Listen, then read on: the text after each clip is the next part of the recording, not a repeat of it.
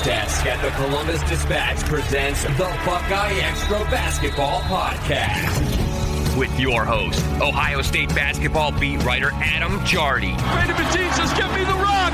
Here it goes. Up and away. Slam jam bam. And now he does a little dance. Now, the BuckeyeXtra Basketball Podcast. Hello, everyone. This is Adam Jardy from the Columbus Dispatch. Today is Thursday, January 22nd, 2026. It's my official duty to welcome you into episode 525 of the BuckeyeXtra Men's Basketball Podcast. Welcome to Jubilation City. Welcome to the Jardy House, and welcome to the Michigan preview episode. I'm here with you on a Thursday morning. Not too crazy far removed from the last time I was recording here. So it was very, very early Wednesday morning in the immediate aftermath of Ohio State's 82-74 win against Minnesota. They moved the Buckeyes to 5-3 in the Big Ten, and then set up this big game at Michigan here on Friday. And so, as promised on that episode, I wanted to get some kind of preview out to all of you, because this is a big game, and certainly Ohio State Michigan matters to people, as evidenced by some of the things we've heard from the Ohio State players and from Jake Diebler. Wrote a story about that's available at dispatch.com. Some strong words from Colin White, some preseason words from Bruce Thornton, and some thoughts from Jake Diebler after the Minnesota game. Kind of thought we would have, when I recorded last, I had assumed we would have preview interviews, but that turns out to not be the case, so I won't have any new insight into, like, could Puff Johnson play? Jake Diebler talked about that on Wednesday and basically said the next 48 hours would be, we'd learn a lot, but no official update there yet as far as maybe his status for Friday. And we turn our attention to the Wolverines and, what is obviously a massive opportunity for the Buckeyes. This is a chance for a signature win. It certainly will not be easy. Michigan 17-1 overall, 7-1 in the Big Ten, and that one loss is a single point, one possession home loss to Wisconsin. And so to kind of set the scene and get us all prepared for what Friday night might be like, I've got a really special guest here on this episode. We're joined by Dylan Burkhardt of UMHoops.com, one of the most knowledgeable Big Ten reporters out there.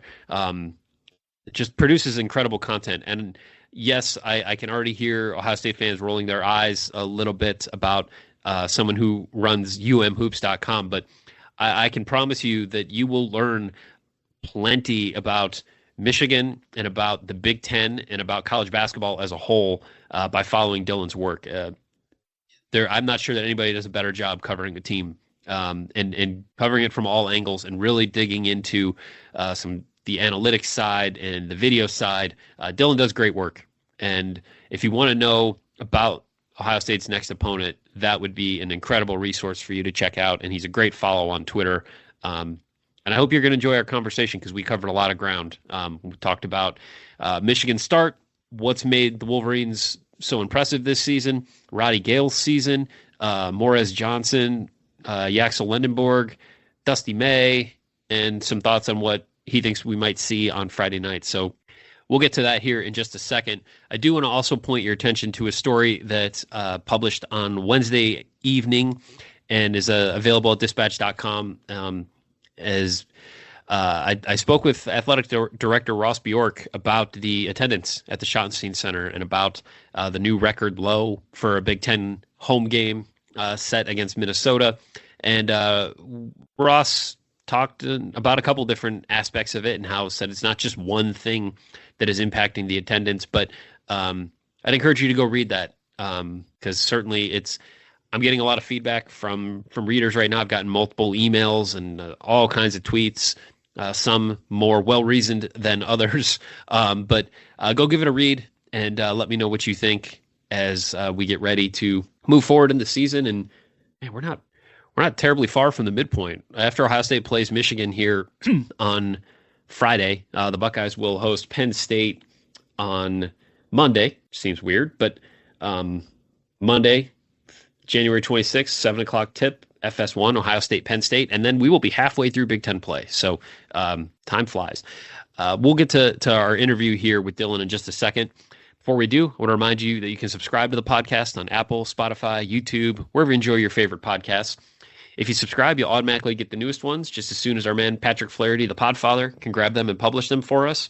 While you're subscribing or downloading, if you can, please leave a review. Please click 5 stars, and please consider telling a friend. Thanks to all of you who've taken the time to do all those things. It is genuinely appreciated. So now, without further ado, let's get to our interview with Dylan Burkhardt.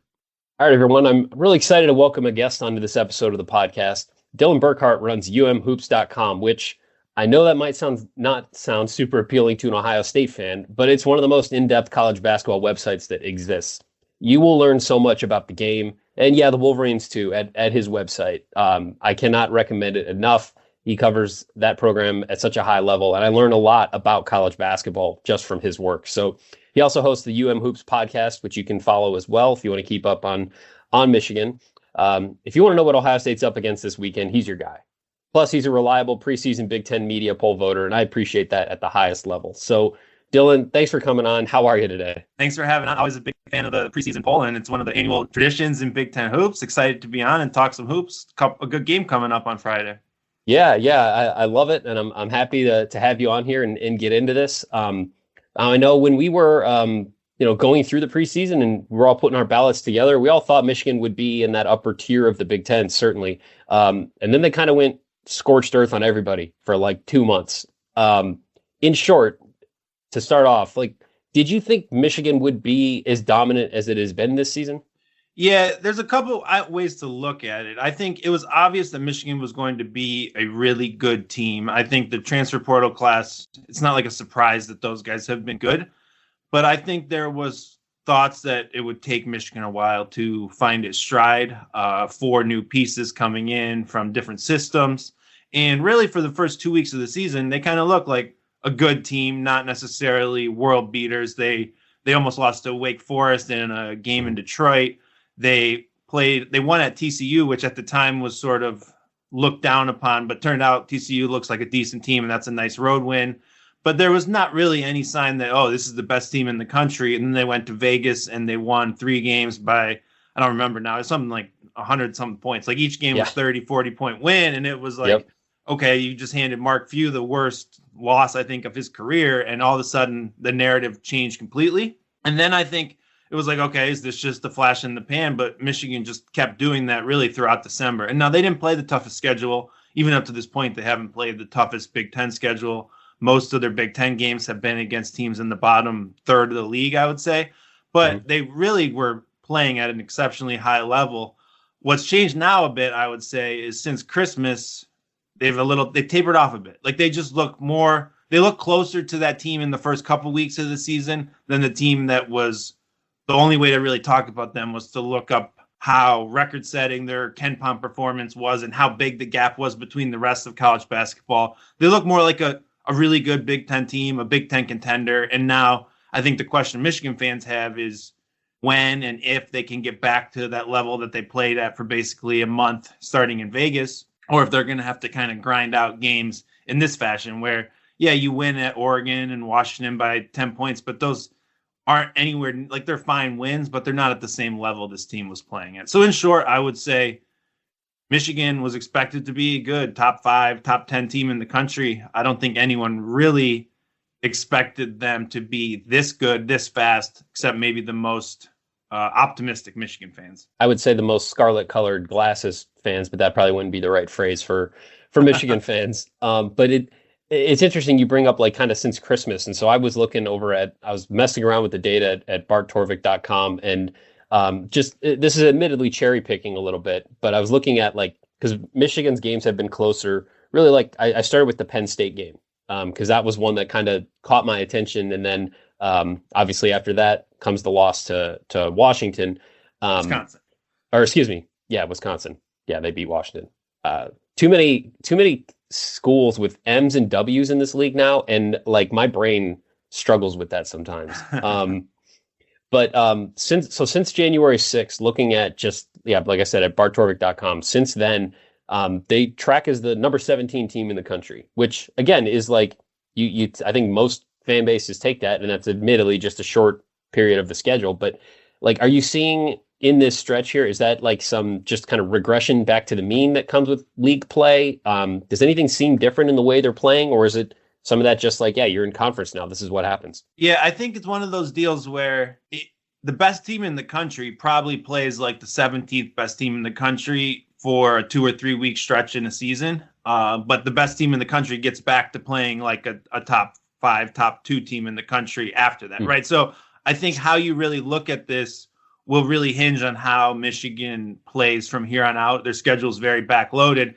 If they go and beat Nebraska, win at Penn State, win this Ohio State, some people say, oh, that was just a blip. Now, if they start losing a couple more games, then you can kind of use hindsight and you'll be like, well, maybe they lost their way here along somewhere. In terms of the actual like what's happening on the court, I would say it's more of a mix. Michigan was shooting the ball from 3 extremely well from Vegas basically through December, and they struggled a bit with their 3-point shooting. The Wisconsin loss. Wisconsin is a very 3-point dependent team, and they made 7 threes in a row to start the second half, and Michigan still almost had a chance to win that game. So it was one of those deals where Wisconsin played a great game, Michigan wasn't nearly at the level.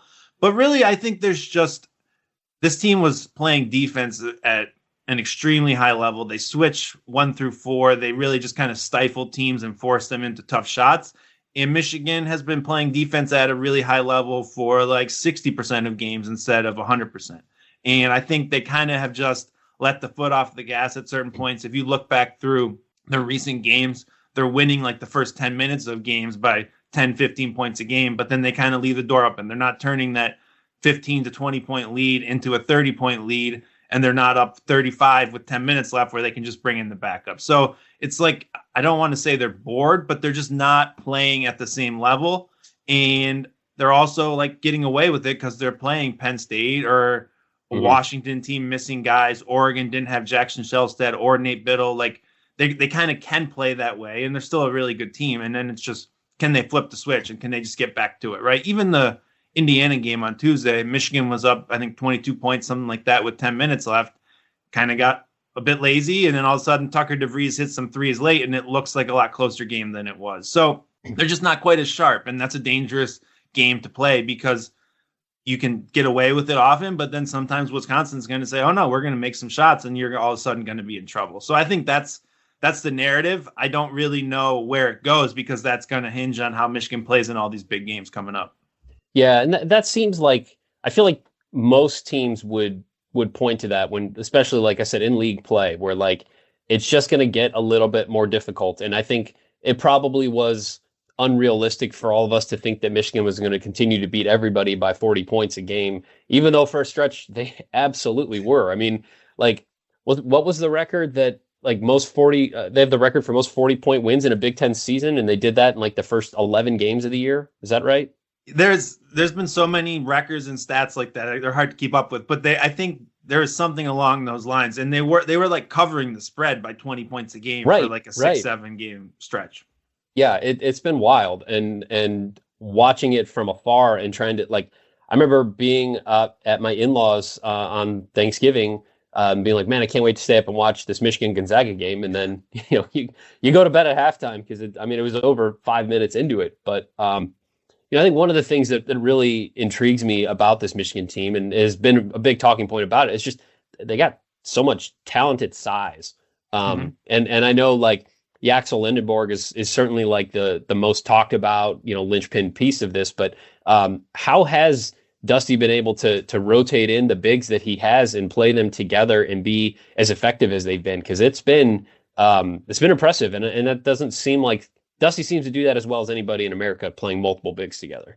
Yeah, obviously last year with Wolf and Golden, they played the 2 bigs. And then this year, they do start with Yaxel, Morez, and Adai Mara at the 3-4-5. Most of the game, they will play just 2 of those guys. It's just kind of how they fit it in with the rotation. And I think Lindenborg's versatility is really helpful in that. He can guard on the perimeter just fine. He is a really long, active defender, and he's capable ball handling. He can play out of the pick and roll if you need him to, and he's not like a guy who needs a bunch of shots. And he's also shooting a lot more threes this year, which has been at times really useful, and at times maybe holds him back a bit. He was really hot early in the year and has tapered off a bit. But his versatility helps. And then I think Morez Johnson is one of the best or most versatile and impactful defenders in the league, where he can guard on the perimeter if you need. He can play drop coverage if you need. He can be a lot of different things. And then Adai Mara is obviously huge. Michigan does a lot to keep him in the paint. Likes to play drop coverage with him. He's 7'3". He can block shots as well as anyone. And he can play offensively as a facilitator. So you can just throw him the ball, play off of him. He's an incredibly gifted passer.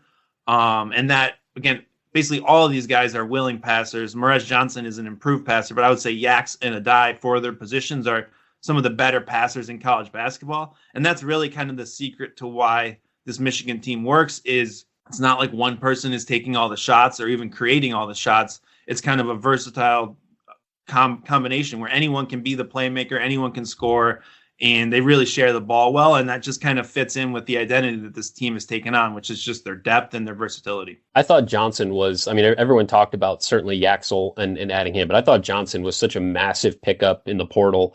I will forever remember watching him. I think he had a double-double against Ohio State in the first half for Illinois last year in a road game that Ohio State needed and couldn't get done. He's such a physical load around the rim and such a gifted rebounder that I thought that signing went under the radar a little bit. And I thought that was the kind of guy that Ohio State just simply has not had. They like their 6'9", 200-pound Kyle Youngs and not their 6'9", 250-pound Morez Johnsons. And I thought that was a massive pickup for them. And to see him be able to play in those kinds of lineups and the impact that he's had, I think that's been one of the things that's impressed me from afar as well when I look at this Michigan team.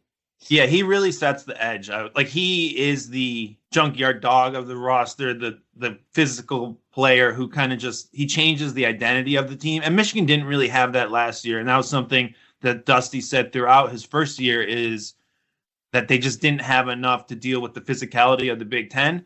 And I don't think it was a coincidence that they went out and signed Morez Johnson a couple of weeks into the transfer portal, because it's basically a one-man physicality fix for your roster. And obviously they have size, but Adai Mara is not the most physical guy. He's very skilled and very huge. But Yax, again, coming from the American, is not really necessarily used to playing in the Big Ten in that way. But Morez changes that entire dynamic, and he does set that edge. And I think the magic sauce from Michigan has been unlocking more of his offense. I think he was expected to be this impact defensive piece, but he's been a lot more consistent offensively. He's improved by leaps and bounds at the free throw line. So he's been a lot better offensively, which I think was a bit of a surprise maybe from his reputation. But again, he was a top 40 recruit who played well as a freshman. It's not like this was some sort of under the radar find. It was a big time pickup in the portal. So speaking of other big time pickups in the portal, so much of the focal point last year's game between these teams was obviously Roddy Gale. And my listeners and readers, probably can't get enough knowledge on how things are going for him. And I think he's going to be obviously, a key point for Ohio State fans as they're watching this game. What have you made of his senior year? His tenure at Michigan? I know the 3-point shooting hasn't ever popped. I know you and I both kind of thought it would, but he seems to have settled into a role as a steady contributor, mostly coming off the bench. But what have you made of senior year Roddy? Yeah. So his junior year last year was really a roller coaster. He started the year and was really kind of playing as Michigan's go-to guy on the perimeter and had some big plays, some game-winning plays late, and then really just kind of became a shell of himself around January, February, lost his spot in the starting lineup, came back off the bench and made some big plays late, and then obviously had the huge 26-point game against Texas A&M in the NCAA tournament to push Michigan to the Sweet 16, which was really just an awesome moment for him because of how much he had struggled and kind of finding his way, hit a bunch of shots in that game. And really, I think it changed the whole narrative of his first year at Michigan. This year, he has settled in to really a 6-man role on this team that I think has been really effective. And I would say for the first 2 months of the year, he was arguably Michigan's most consistent two-way player. He would just come in and change games with his ability to defend multiple spots, to push the ball in transition. He just had a bunch of huge plays when Michigan was playing at its best. Lately, he's been struggling a little bit since Big Ten play started back up. Turnovers were kind of an issue for him as a junior. They weren't really an issue for him at all in November and December, but his turnovers have spiked lately. He had 5 I think all in the first half against Indiana the last game.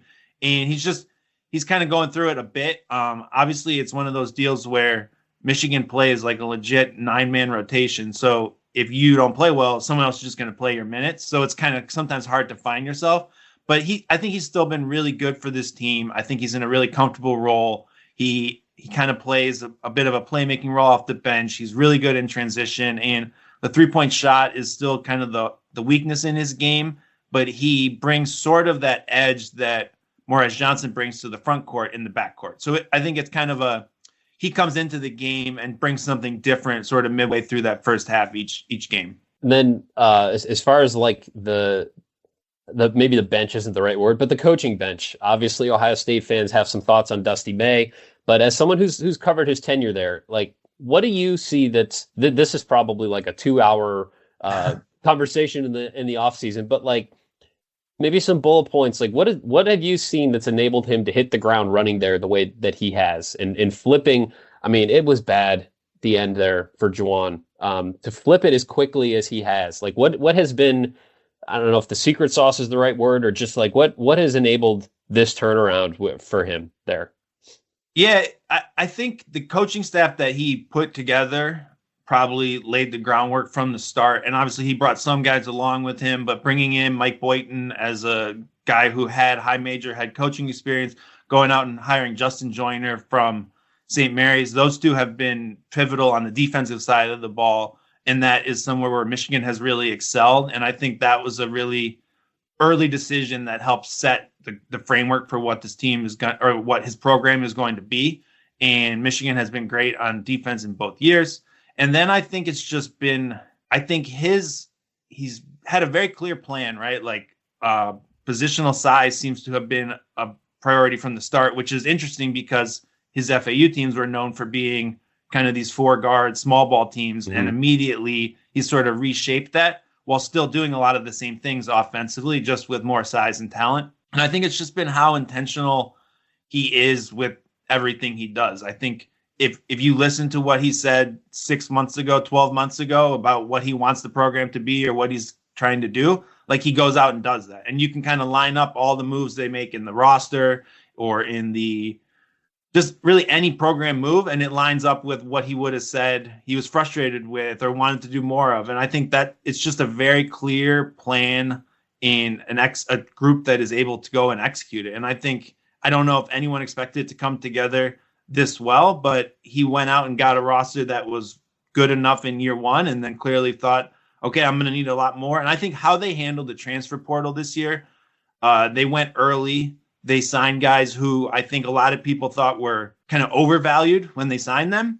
And then 6 weeks later, when everyone else was filling out their rosters, they were paying twice as much for worse players. And I think that sort of vision and execution has been really the secret to this roster. But I think it's just kind of fits in with what he's done all along. Is just, I think he's really just dialed into college basketball at all levels and just has a plan and a vision for how he wants this thing to operate. And it's been impressive. And that's probably, if you flip that around, that's how Michigan got off track in the last regime. So I think it's very much like a turnaround that is just top-down executional. And I think the coaching staff is really the key to it all because they seem to work really well together and have a lot of upside to keep improving.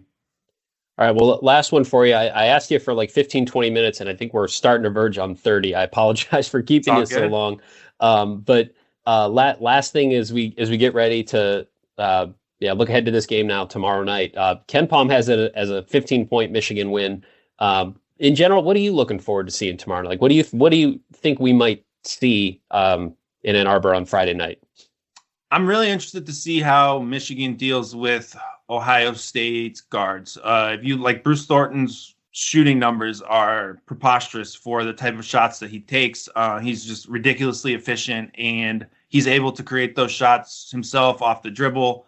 And that's something that Michigan's defense, as a default, will kind of give you, right? They like to play drop coverage. They'll give you those kind of mid-range pull-ups and things of that nature.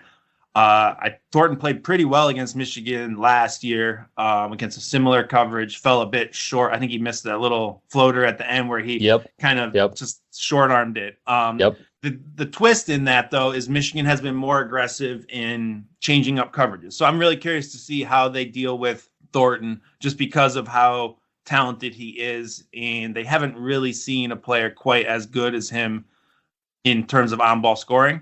And then I think that the rest of it comes down to, can Michigan's depth overwhelm Ohio State? I think Ohio State had the big three for Ohio State all played over 40 minutes against Minnesota on Tuesday, I want to say. And Michigan will wear you down. Michigan will try to play through the post, where I feel like Ohio State doesn't have a lot of depth. And then Michigan switching should work well, I would say, against what Ohio State likes to do. They run a fair amount of off-ball stuff. Michigan will switch that out, and then it comes down to, can Ohio State find mismatches to attack with Thornton or with Devin Royal or something along those, and it kind of turns into a one-on-one game. So that's how I kind of see it playing out. Michigan, there's a lot about Michigan in any game where it's just, what are you going to get? Are they going to play a full 40-minute game? Are they going to execute at the level they can? If they do, you would feel like they should have a good chance to beat Ohio State. But Ohio State also hasn't really been blown out at all this year. And I'm curious to see, is that just a product of the schedule and like the games they've played? Because like I feel like they don't have a lot to – they haven't played a ton of tough road games at this point, I would say. Mm-hmm. So I'm curious to see that. But Ohio State feels like they could hang around and be competitive just solely off shot making. Mm-hmm. Okay. Well, can you remind everyone where they can find your work as you get ready for this game and then certainly throughout? Yeah, you can find me at UMHoops.com. We'll have plenty of coverage on the Ohio State game, the Big Ten at large, podcast, UMHoops podcast, or on Twitter, where I'm always tweeting about something Big Ten. It's at UMHoops. Thanks for having me on. It was great to talk some basketball. Yeah, I appreciate you coming on so much and look forward to seeing you here sometime soon. All right, so hopefully you guys enjoyed that. Always love talking to Dylan. Just great insight, super fun guy to talk to, and covers the league at a really high level. So hopefully you appreciated that. And hopefully you feel more prepared for this Ohio State-Michigan game here on Friday. If you'd like us to do more preview game episodes, let me know. Generally, I feel like by the time we record a post-game one, and then it's a quick turnaround to preview something, and then it's a game, like I feel like it can get a little cluttered in the feed. But if this is something you'd like us to do more of, let me know. Shoot me an email. Man, I almost said shoot me a text. I miss our texting service. But shoot me an email, ajardy@dispatch.com. Let me know and do what we can. So, as always, you can send along your questions, your comments, your love notes, your hate mail, and otherwise constructive criticism to me at Adam Jardy on Twitter or ajardy@dispatch.com. Thanks again for listening. Thanks to Patrick Flaherty, the Podfather, for getting this out to you. I'll be back with you late Friday night from a hotel room somewhere. So until then, be kind, take care, and we'll talk soon. Be sure and subscribe to the Buckeye Extra podcast in the iTunes Store, the Google Play Store, or on Stitcher.